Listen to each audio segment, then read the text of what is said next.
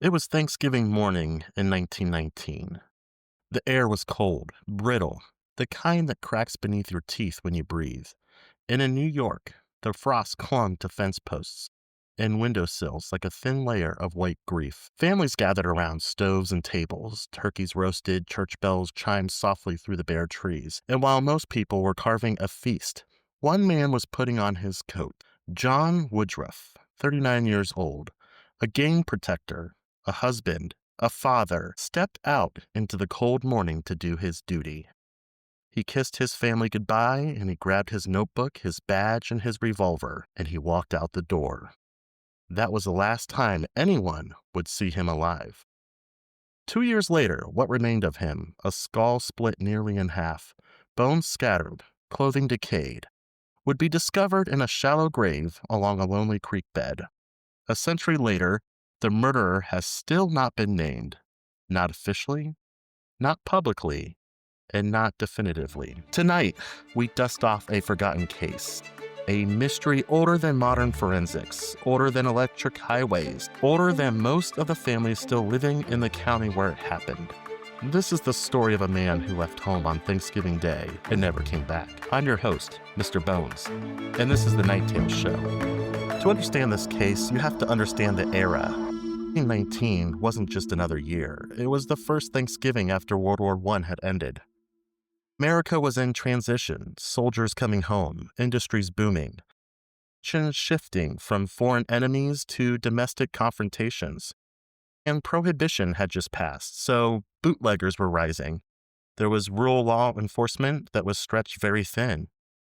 And into that uneasy landscape stepped the game protectors. Now, these were early conservation officers, and they were tasked with enforcing hunting laws, protecting wildlife, and keeping peace in forests and farmlands. Now, it was a dangerous job, paid poorly, and was often thankless, especially in the days when an officer's badge meant far less than a hunter's pride. John Woodruff was one of these men. Born around 1880, he grew up in rural New York. Neighbors described him as quiet, level-headed, and honorable. A man who didn't drink much and didn't cause much trouble and didn't fear confrontation, but he didn't seek it either.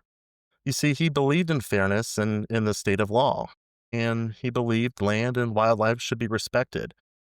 But not everyone agreed. Game protectors often clashed with poachers, trespassers, and violent hunters. There was also bootleggers who used forests as cover, and groups who saw officers as enemies, not guardians. So his job made enemies, and John had more than one. So on Thanksgiving morning, November 27th, 1919, John told his wife he needed to check on reports of illegal hunting near a creek that winds through the woods and farmland like a dark vein. He left home on foot, planning to return before the Thanksgiving meal. However, he did not return, and by evening, concern turned to unease, and by nightfall, unease turned to fear. By the next morning, fear solidified into a cold truth, and that truth was that John had vanished. Now, searchers combed fields and timberlines, creek beds, and rural roads, and there were no footprints, no coats, no dropped revolver, no sign of a struggle. It was as if the earth had swallowed him whole. But something else happened too. Something most reports gloss over. People in the area were not surprised, and some even said that John had pushed people too far, and that he had maybe made the wrong enemies. Some even said that he should have known better than to go out there alone. This disappearance wasn't a random event. It was actually a collision course, and Woodruff had been walking toward it for years. So newspapers from 1919 through 1921 hints about the people Woodruff had angered. He had issued citations for illegal hunting and had confiscated traps and firearms. He caught men poaching deer out of season. He had fined influential locals who believed the land belonged to them. And he had shut down a small ring of men using the woods as a hiding place for bootlegging activity. Now, several individuals were overheard saying things like, "He'll get what's coming," or "one day he's going to get taken care of." But who meant it, and who acted on it, and why did they do it on Thanksgiving? Some historians believe he interrupted illegal hunting on that day. Others say he walked into an ambush. Others whisper that someone he knew betrayed him. There's also the unsettling fact that in the early 20th century, murderers were easy to hide. There was the swing of an axe, a grave in a shallow creek bed, and snowfall washing away tracks. There weren't detectives yet, no forensics, no autopsy science worth mentioning. So if someone killed him that morning, they knew the land, they knew the weather, they knew the hunting trails and the hidden routes. They knew where to bury a body where the earth rarely gets disturbed. They knew exactly what they were doing. The winter of 1919 settled over the county in New York like a heavy shroud. Months passed, snow hid clues, spring floods reshaped the creek, and animals moved bones. But John's disappearance became colder with each season. But the people who spoke about him were mostly his family, a wife desperate for answers, children who didn't understand why their father never walked back through the door with cold hands and muddy boots like he always did. Now, while neighbors speculated, she waited. And through Thanksgiving, through Christmas and New Year's, through the spring rains and through the dead heat of summer, just waiting. But hope began to bend, and then it finally broke. It was April 3rd, 1921, almost 2 years after John vanished, when two fishermen made a gruesome discovery near his house. A boot sticking out of the soil, a scrap of cloth, and a bone. So they alerted authorities, who dug deeper and found the shallow grave, and that grave held the remains of John Woodruff. Now his skull was shattered, the top half detached cleanly from the bottom.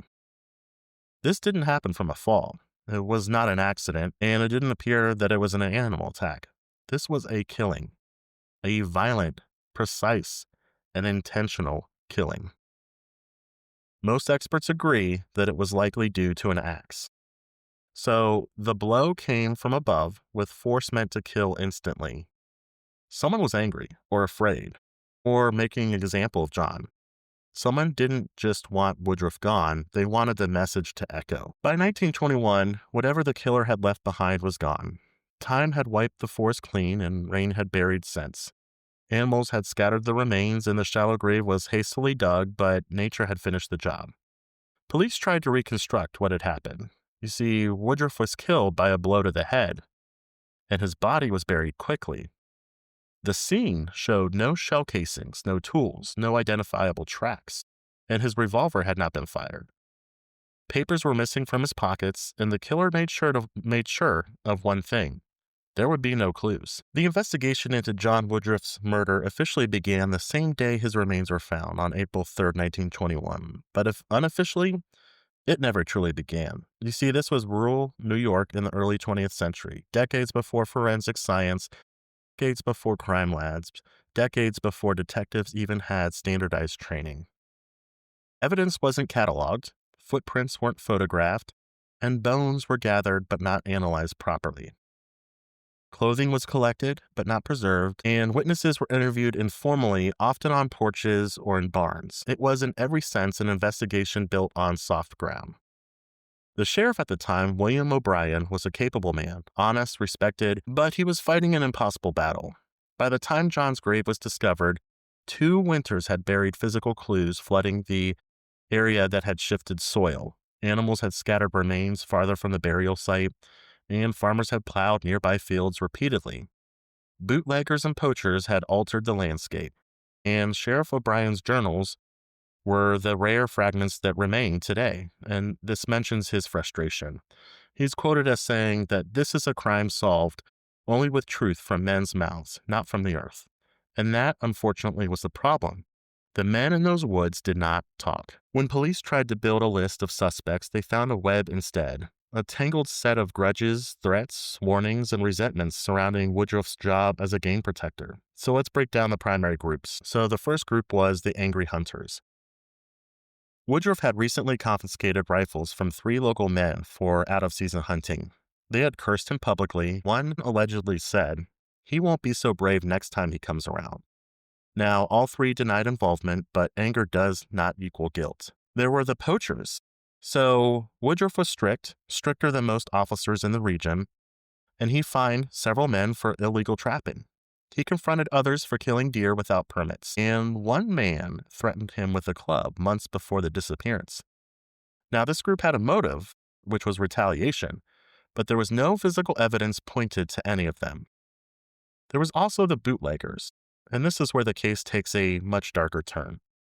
Prohibition began in January of 1920, 2 months after Woodruff vanished. But the illegal alcohol trade was already thriving in the region in 1919.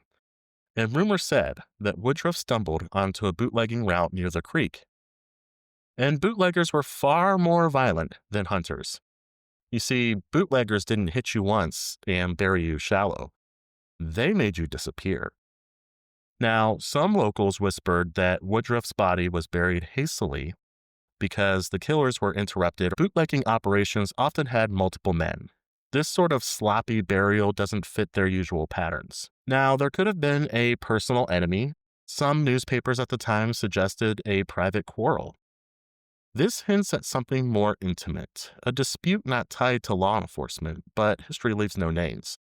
No letters, no arguments, no affairs, nothing to support this path. Still, when a murder is unsolved, silence becomes suspicious. It could have been someone that he trusted. Now, this is the quietest and most disturbing theory. Woodruff didn't show signs of struggle. His revolver remained holstered, and he didn't run. So could that mean that he knew the person who approached him? Did he let someone come close? This theory has stayed in the background for decades. Not because it's sensational, but because it's plausible. Which leads us to talk about the murder weapon. So when searchers found the skull, the top half was separated from the lower half, cleanly and powerfully. Modern forensic pathologists have reviewed photos and descriptions from the area and reached the same conclusion, that it was likely an axe swung with force from above. So, this tells us several things. Number one, the killer was strong. This was not a glancing blow. Number two, the attack was likely sudden. Woodruff had no defensive wounds recorded, and his revolver stayed in his holster. And number three, Woodruff probably didn't see it coming. The angle suggests that he was either sitting, crouching, bending, or turning, and he was unaware. Which leads us to number four, that this was personal. Axes are an intimate weapon, and they're messy. They're up close, and it was intentional. Number five, the killer stood over him, which means that the attack wasn't random, it wasn't targeted. And then there's the burial, a shallow grave near a creek, and it was rushed. Not deep enough to avoid discovery forever. Now, this wasn't a calculated professional kill. This was panic, a burst of violence, a quick concealment, and a hope that nature would finish the job. Now, there's one detail that deserves special attention. John was killed on Thanksgiving morning, while families were gathering, while church bells were ringing, while neighbors roasted turkeys. Someone either planned the killing for that day, or they seized an unexpected opportunity. Both possibilities reveal something chilling. If the murder was planned, the killer knew Woodruff always patrolled on holidays to catch illegal hunters. They knew that he'd be alone, and they knew where he'd be, and this was a trap. If the murder was opportunistic, someone who encountered him in the woods, an argument escalated, a blow landed, and suddenly they had a body to hide. This would have been impulsive. And either way, one fact remains certain. The killer knew the area extremely well. Not just the trees and the trails, but the flow of the creek. The places where the ground is soft, and the areas where you could dig without being seen. This was someone who lived there, and hunted there, maybe worked there, and hid secrets there.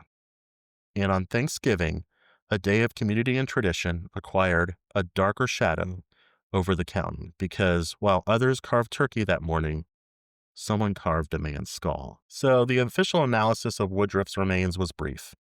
Too brief. Medical science in 1921 was very rudimentary. No CT scans, no DNA, no proper forensic anthropology. The report concluded that death was caused by a blunt force blow. Weapon was likely an axe, a hatchet, or a similar tool. The time of death, 1 to 2 years prior, no bullet wounds, no knife wounds, no broken limbs. Clothing was consistent with patrol uniform, and there was another detail, rarely discussed.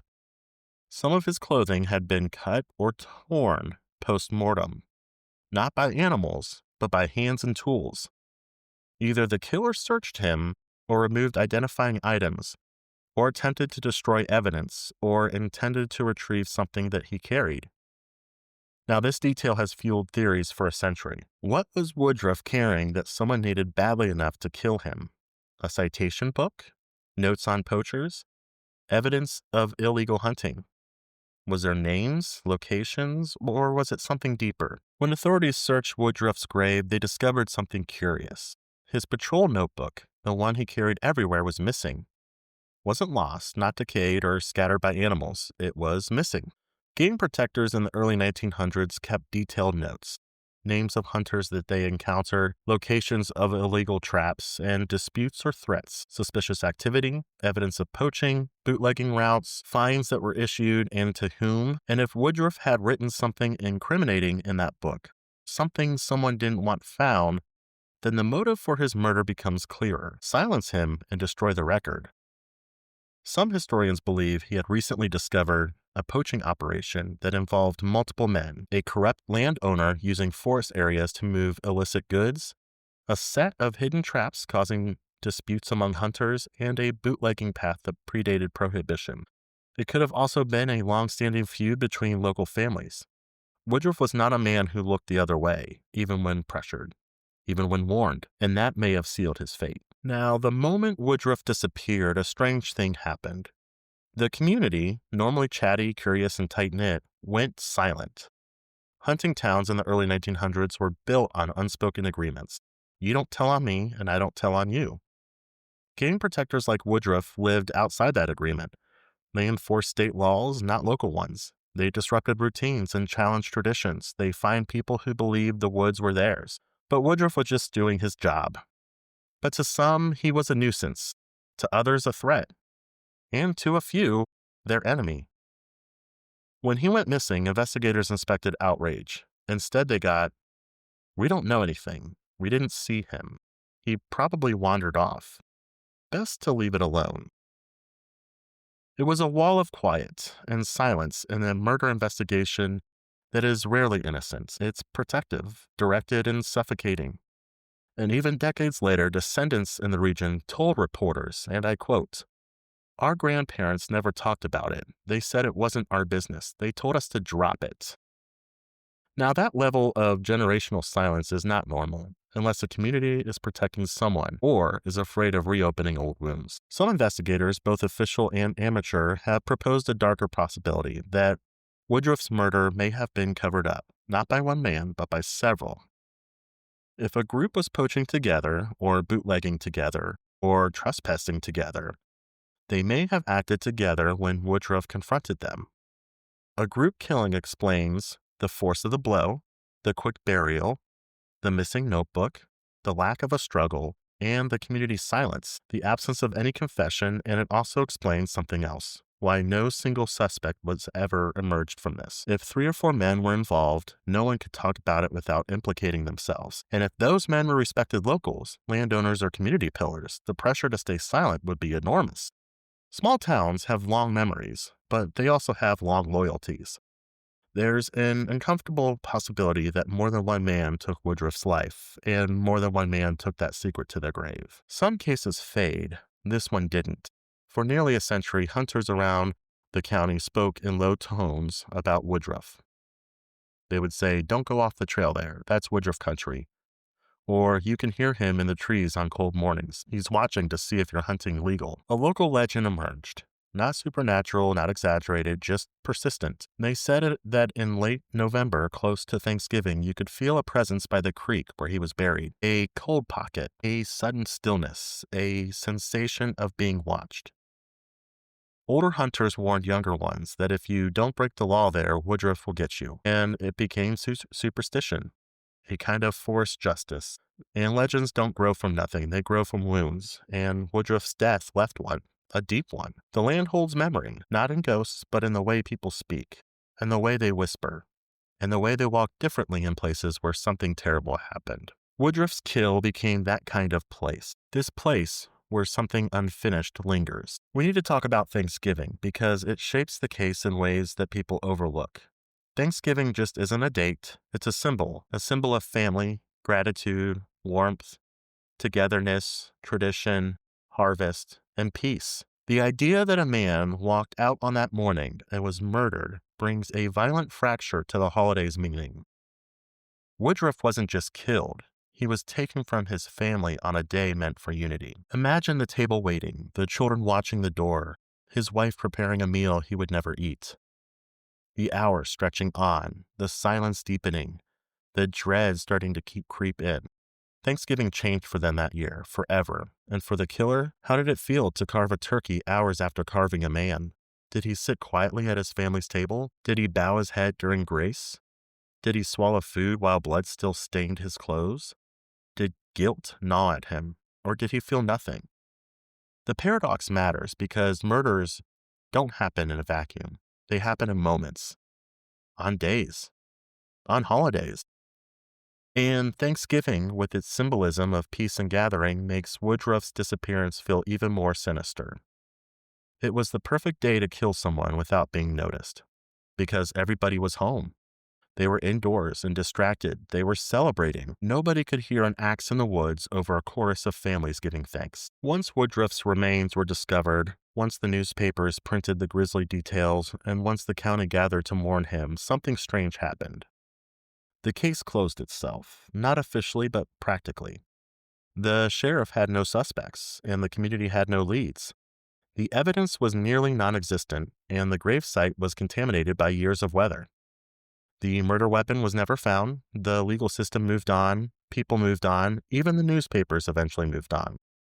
John Woodruff became an unsolved headline, a footnote in state records, a name whispered only by hunters near the creek, a ghost in the county archives, a story told by families who remembered a time when justice was optional. But his family never moved on, and they never received answers. A century has passed since John Woodruff walked out into the cold Thanksgiving air, never to return. Today, his murder exists in a strange limbo, too old for modern investigation, too unresolved for true closure. No DNA, no footprints, no preserved evidence, and no surviving witnesses. Just a grave, a skull with an axe wound, and the knowledge that somewhere in this county in New York, the truth once lived in a man's mouth, now buried deeper than the creek bed where Woodruff was found. But the modern era has not entirely abandoned the case. Local historians revisit it, archivists pull newspaper clippings, and independent researchers analyze maps. Online sleuths discuss it every Thanksgiving, trying to unravel what investigators in 1921 could not. Patterns emerge, motives sharpen, timelines tighten. Modern criminology offers new insights that 1921 investigators lacked. The attack was almost certainly personal. An axe blow to the head is intimate, emotional, and not random. Woodruff trusted the person who approached him. His revolver remained holstered. The burial was rushed and sloppy, suggesting panic, not professionalism. The killer likely lived nearby. They knew the trails, the creek, the soft earth. The notebook's disappearance was intentional. Motive may have been to silence a discovery. In modern terms, Woodruff stepped into a trap, and the killer, or killers, counted on winter to bury the evidence. And they were right, at least for a while. Now, with everything laid out, we revisit the most credible suspects through a modern lens. These aren't accusations, but simply the distilled possibilities. So, the poachers, the men who had been fined or warned by Woodruff, had motive and opportunity. They knew the woods. They used axes. They resented authority. Likelihood is maybe they could have done it. Let's look at the bootleggers. Bootleggers were already active in late 1919, even before Prohibition officially began. If Woodruff discovered their operation, they would have responded quickly and violently. But the sloppy burial and single-blow attacks suggest a crime of passion, not the signature of organized crime. So the likelihood is kind of low that they would do this. What about the angry hunters? There was known disputes, there was threats, resentments, but these men typically didn't plan murders. Fights, yes. Ambushes, rarely. Likelihood, it's possible, but not likely. What about if he had a personal enemy? There is no record of a personal feud, but in 1919, it was a different world. Men settled conflict quietly, disgrace was buried, and affairs were whispered, not documented. The likelihood of this occurring is kind of unknown, but it is possible. Now, what about if it was a group killing? And this is the most unnerving theory. If 2 or 3 men confronted Woodruff, if arguments sparked violence, and if panic followed the single blow, then the silence of the community makes sense. Shared guilt is buried deeper than individual guilt. Shared guilt never surfaces, so in my mind, the likelihood of this happening is kind of high. What if it was someone that Woodruff considered a friend? Now, this is never comfortable to suggest, but the ease with which the killer approached him, without a drawn weapon, without a struggle, does suggest familiarity. And in cases like this, the first blow comes from someone the victim didn't expect to hurt them. So in my mind, this could be a very high likelihood as well. Now, we may never know the truth, but modern analysis gives us a clearer shadow of the killer than the 1920s ever did. The deepest tragedy of this case isn't the mystery, but the grief. Woodruff's wife lived the rest of her life without knowing who killed her husband. His children grew up with whispers instead of answers. His descendants carry a family story carved not into stone, but into absence. And at his funeral, the pastor said something that echoed through the years. The truth lies with God and the man who struck him. That man, whoever he was, walked among the community afterward. He bought groceries and drank coffee. He chopped wood with the same kind of tool that took another man's life. He celebrated holidays and raised children and lived his years knowing exactly where Woodruff spent his last moments and when he died. He took the confession with him. With time, the case transformed from tragedy to folklore. Hunters near where he was killed whispered that the woods felt different. Some claimed you could still feel Woodruff watching, especially around Thanksgiving. Others reported hearing footsteps in snow behind them, only to find no tracks. Some said the trees seemed to grow quieter near the burial site, as if the forest itself remembered what human memory tried to forget. These aren't ghost stories, they're grief stories. Communities build myths around the places where justice is missing, because myth fills the void left by truth. The Woodruff mystery became a part of local identity, a warning, a lesson, a scar, and a reminder that the land carries echoes, and that some echoes never fade. As we close this Thanksgiving special, it's important to reflect on the day itself. Thanksgiving is supposed to be a day of warmth, of gratitude, family, tradition, of harvest and peace. But for the Woodruff family, it became something else. It became a reminder, a wound, a date stamped on grief. The day the table had an empty chair, the day a promise was broken, the day a man walked into the woods and didn't come home. For some families, Thanksgiving is joy. For others, it is silence. And in 1919, one quiet rural home in New York learned what it means to lose someone on a day meant for blessings. The world outside carved turkey, and inside the Woodruff home, the world carved them open. Before we end tonight's episode, I want you to imagine something. It's Thanksgiving morning, 1919, cold air, bare trees, a creek moving slowly through the woods, and a man, John Woodruff, walking his familiar patrol route. He isn't afraid. He isn't suspicious. He isn't expecting violence. He's just doing his job, protecting wildlife, keeping peace in the land that he loves. He steps into the woods and into someone else's fury. There are no final words recorded, no witnesses, no confession, just a moment, a single moment, when a man's life meets the wrong person, with the wrong weapon and the wrong intention. A swing, a crack, a body falls. The woods swallow the truth. The winter buries the trail. And a century later, we still don't know who did it. But we do know this. John Woodruff deserved better. His family deserved answers. And the land he guarded still remembers him. Maybe that's why his story survives, so that every Thanksgiving as families gather and give thanks, we also remember the voices whispered too quietly, the justice never served, and the shadow that lingers in forgotten corners of American history. I'm your host, Mr. Bones, and this has been The Night Tale Show. Stay safe, stay curious, and stay aware of the quiet places in the world. Because sometimes the force remembers more than people do. Have a good night.